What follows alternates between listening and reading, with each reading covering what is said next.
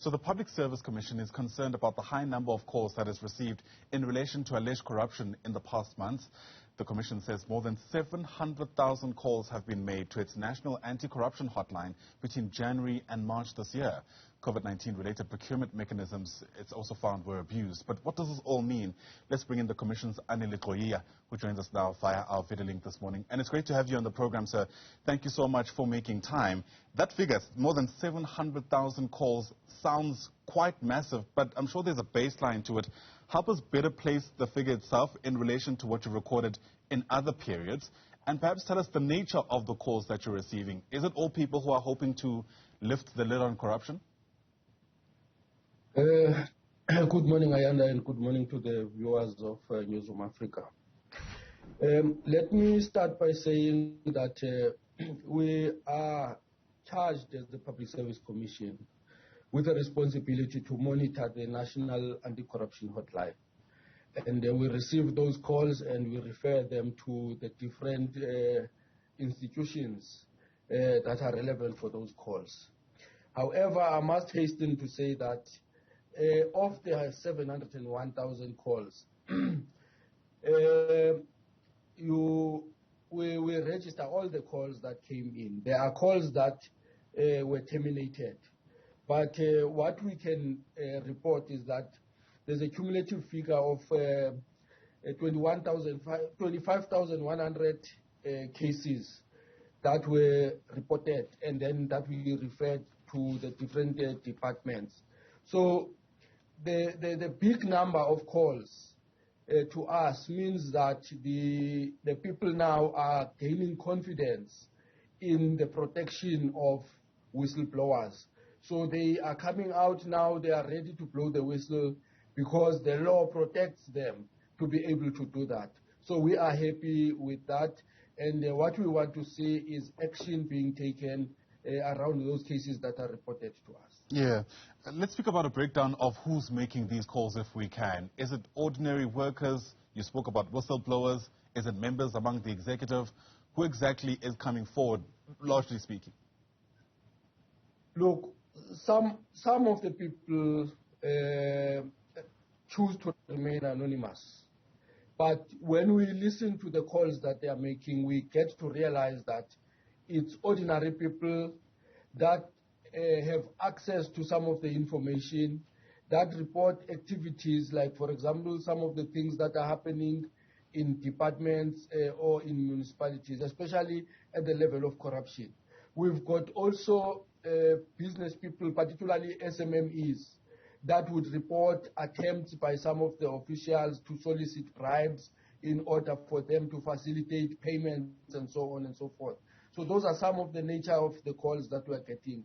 And then we get also employees at supply chain in most instances who also report cases that they see of fraud and corruption in their respective departments. So there's a variety of people who are able to raise those concerns.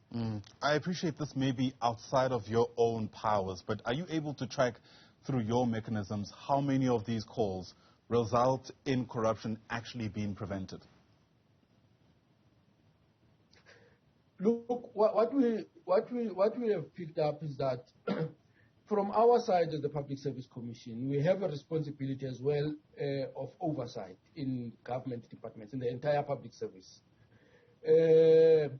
When we get in, you find that there is that fear that the Public Service Commission is investigating some of the cases. But some of the cases get referred, for example, to the Special Investigating Unit. Some of the cases require the public protector. So there are different institutions supporting democracy that have different roles to play in dealing with those cases. So in a way, they are a hindrance. However, we have those people who continue to act with impunity. Hence, we are calling as the Public Service Commission for stern action to be taken against people who are found guilty of such corrupt activities. Yeah. Are you able to get us a sense of which departments, as it were, in the public sector typically receive a high number of calls? I mean, because of COVID-19, we've seen in the past year or so a lot of questions around how procurement was taking place, for instance, in the health department. Well, they cut across all government departments, and we don't have specific departments that we can say in this particular department corruption is inherent or exceeds the other departments, because people report different things. Some people even report about municipalities that there are corrupt activities happening in municipalities, and also they complain about service delivery, where they would come to us, for example, and say, the municipality tabled the budget. They promised us that they will build a road in our community. But since they started excavation, there's never been work again. Then we are able to refer those cases to the relevant law enforcement agencies to be able to deal with them.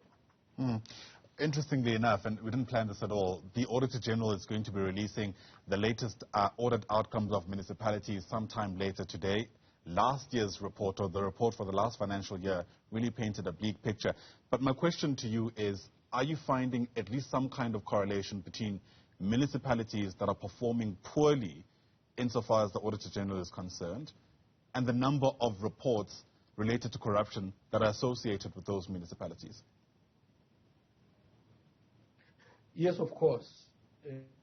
Most of the poor performing municipalities, where there's a lot of financial irregularities, we get such information, we get such complaints from the people, from the municipalities in terms of what has been done.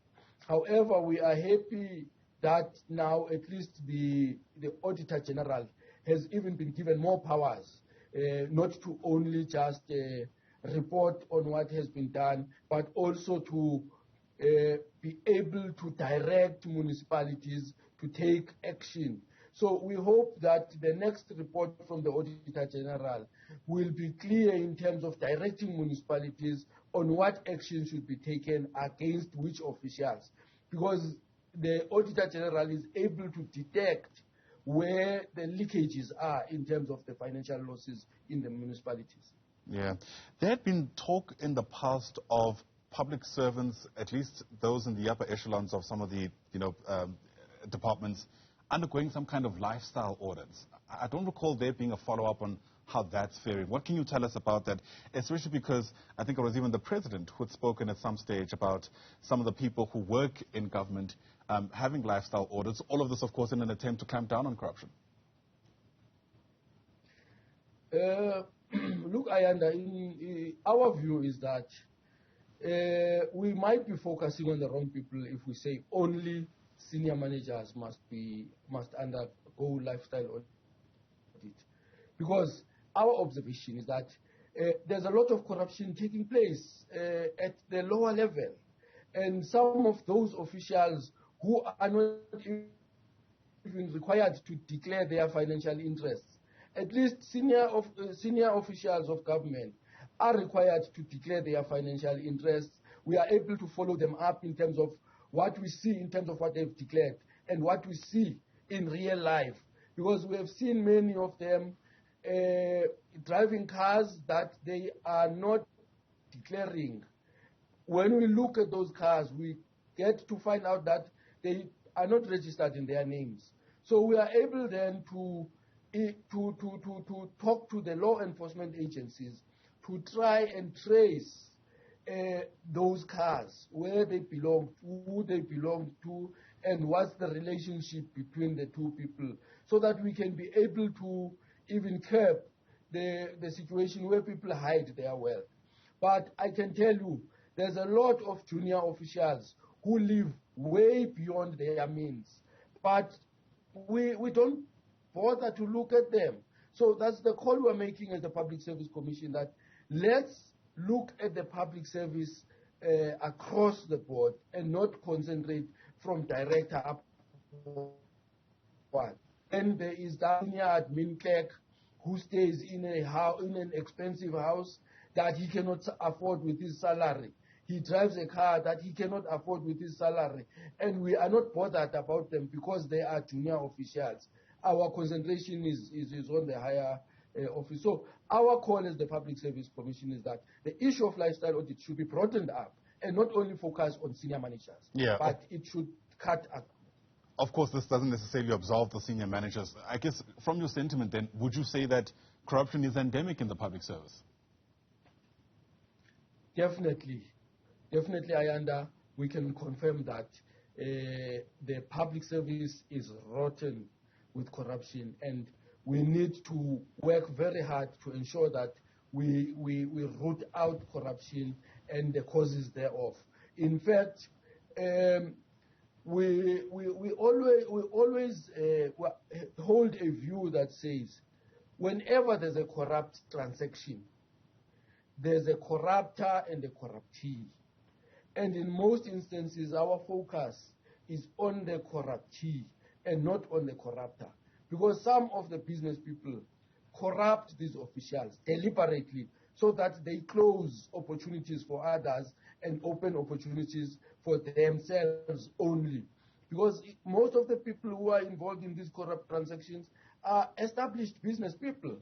And they close space for SMMEs who play a major role in creating jobs in our country. Sure. On that sober note, we'll have to leave it. Anele Gxoyiya, thanks very much indeed for speaking to us. I'm afraid we didn't come up with many solutions, but I guess the first step is to get a sense of the extent of the problem. Anele is a commissioner with the Public Service Commission. Once again, sir, thanks very much indeed for your time.